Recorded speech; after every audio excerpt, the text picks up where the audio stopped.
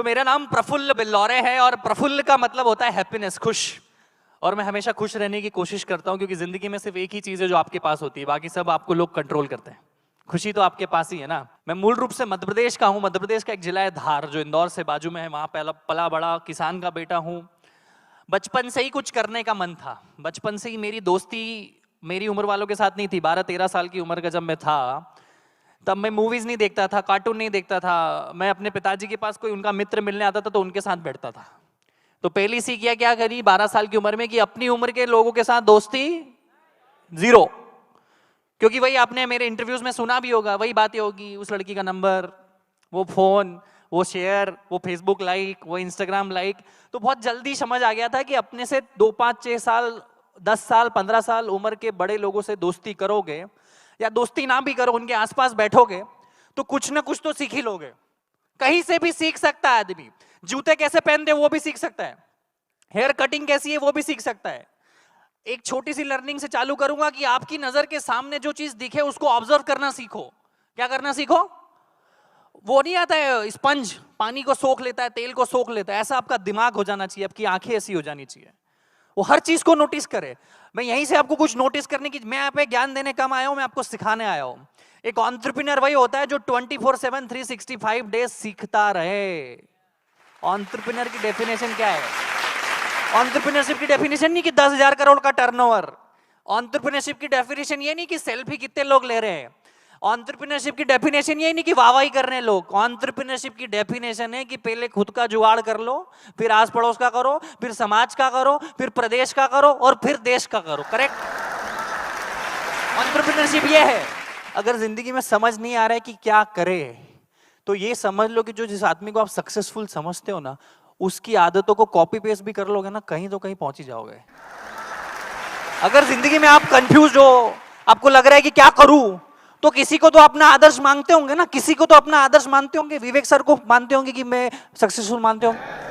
अपने आस पड़ोसी वाले किसी माहेश्वरी अंकल को सक्सेसफुल मानते होंगे ना, किसी जैन अंकल को सक्सेसफुल मांगते होंगे ना, किसी शर्मा अंकल को सक्सेसफुल मानते हो ना। वो जैसा खाता है वैसा खाओ आज से। वो जैसे कपड़े पहने वैसे कपड़े पहनो, वो जैसा चले ऐसा चलो, वो जैसा हाथ मिले ऐसा हाथ मिलाओ, वो जिन लोगों से मिले वहां तुम बैठो। अपने आप 90% सक्सेस तुम्हारी आ गई भैया। जिंदगी में कॉपी पेस्ट करना भी चालू करोगे कोई बुरी बात नहीं है। तो यही करता गया। मैकडॉनल्ड्स में नौकरी 4, 4.5, 5 महीने के बाद रियलाइज हुआ कब तक कहीं पहुंचने के लिए कहीं से निकलना पड़ता है। करेक्ट? तो मैंने कहा ठीक है भैया, सीख लिए। लोग एक ही जगह अटके रहते हैं। मैंने कहा आप खुद की दुकान चालू करेंगे। क्योंकि मैं हमेशा बोलता हूं dream big, dream start small, act now. बहुत बड़ा सोचो। सोचो हाथी खाना है, आप कैसे खाएंगे?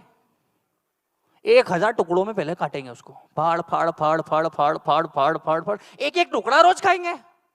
जल्दी किसको है? जल्दी है क्या? हाथी भी खाना है और जल्दी भी खाना, ये दोनों एक साथ नहीं चलेगा।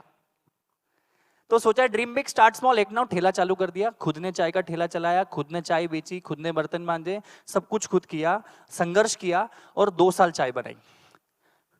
क्योंकि वहां से बहुत सारा सीखने को मिलता है। 8,000 रुपए से चालू किया था। क्यों चालू किया था? कि अगर 1-2 बार, पहली बार में 10-15 लाख रुपए लगा दोगे ना, कल को नुकसान हुआ ना, तो जिंदगी भर कभी व्यापारी नहीं बन पाओगे। सारे दुख झेल जाओगे, पर वो पैसे का जो दुख है ना, वो आदमी को कुछ सोचने समझने के लायक ही नहीं छोड़ता है। तो 8,000 से चालू किया तो एक तो पॉसिबिलिटी थी कि सब कुछ लूट जाएगा पर पैसे तो नहीं लूटेंगे।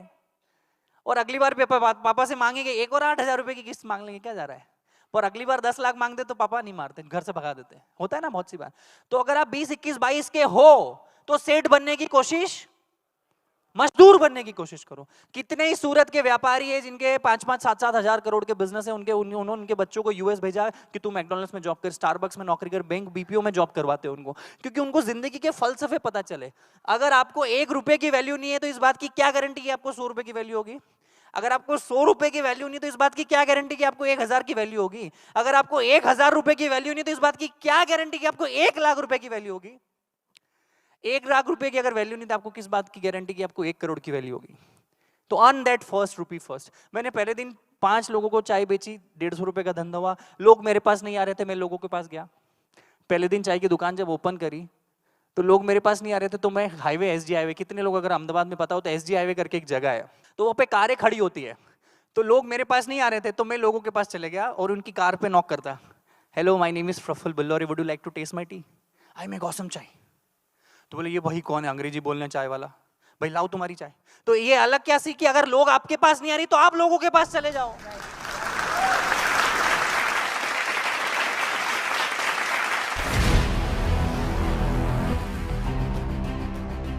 सर, अपना फील्ड के बिजनेस में टॉप में पहुंचने के लिए एज ए बिजनेसमैन के अंदर क्या क्या हुनर होना चाहिए? अगर आपका व्यापार है ना, तो कोई एक चीज चुन लो। अगर आपने चाय चुनी है तो फिर चाय के अलावा आपको कोई नहीं दिखनी चाहिए। अगर बाजू में से कटरीना कैफ भी जा रही है ना, तो आपका नजर कटरीना कैफ पे नहीं जाना चाहिए। इतने तक का दृष्टिकोण आपका होना चाहिए अगर आपको अपने व्यापार में बहुत बड़ा बनना है। And it's 24/7 365 days.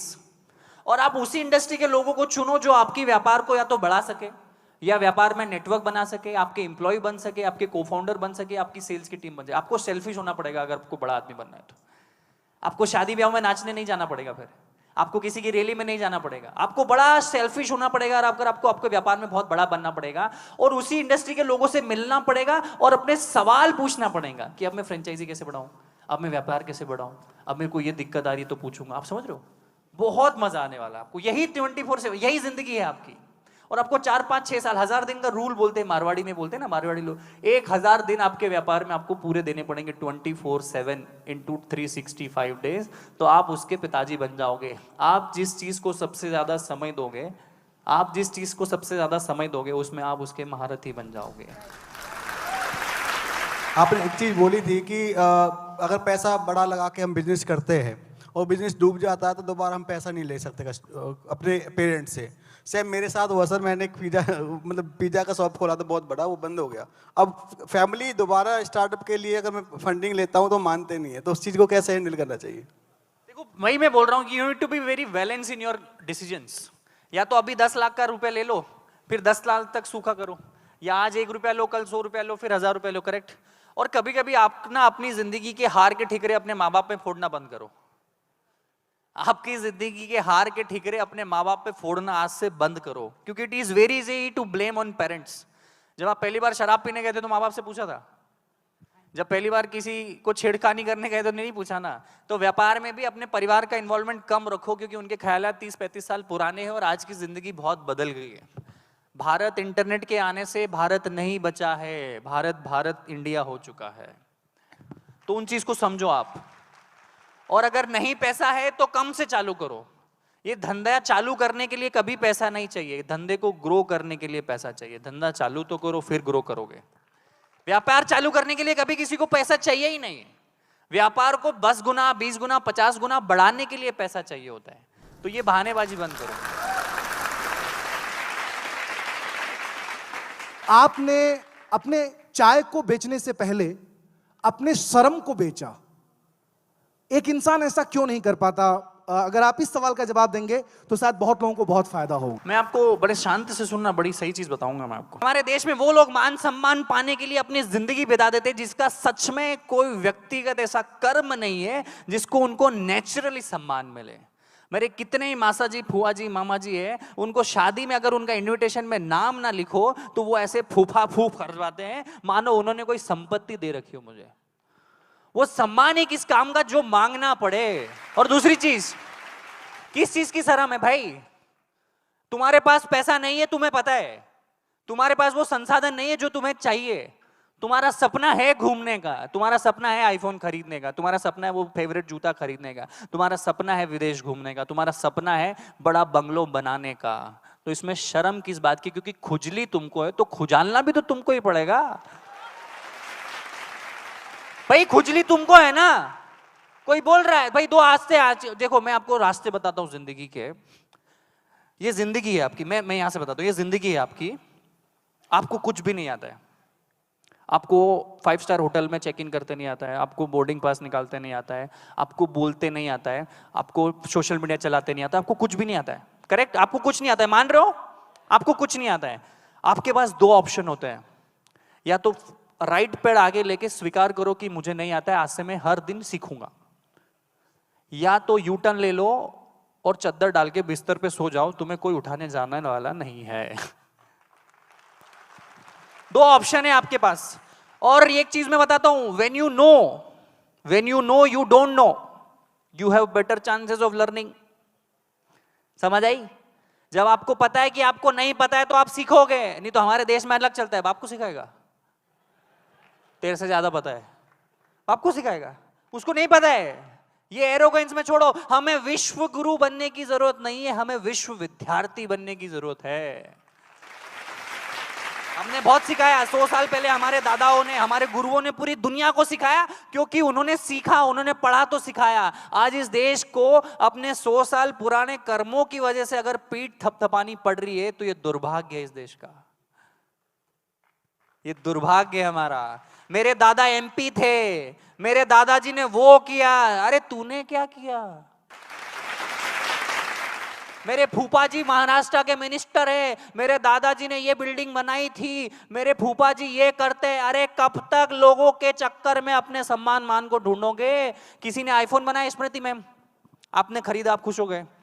ये स्टीव जॉब्स भैया ने बना दिया, आपने यूज किया, आपने खरीदा, आप खुश हो गए। अब स्टोरी डालते हो ना स्नैपचैट पे, 14 मैक्स प्रो। किसी ने जूता बनाया, तुमने 10,000 का जूता खरीदा, तुम खुश हो गए।